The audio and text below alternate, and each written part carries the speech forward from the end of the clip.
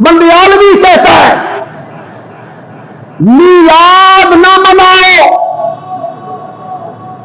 मीलाद ना मनाओ, जिसका मीलाद मना रहे हो उसको मनाओ। जिसका मीलाद मना रहे हो उसको मनाओ।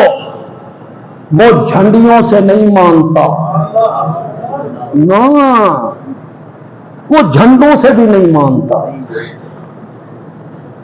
वो मसनूई पहाड़ियों से नहीं मानता, वो टेम्परेरी लाइटों से नहीं मानता, वो तुम्हारे नाचने कूदने थरिकने से नहीं मानता, वो बैतुल्लाह और रोज़े रसूल की शबीह बनाने से नहीं मानता।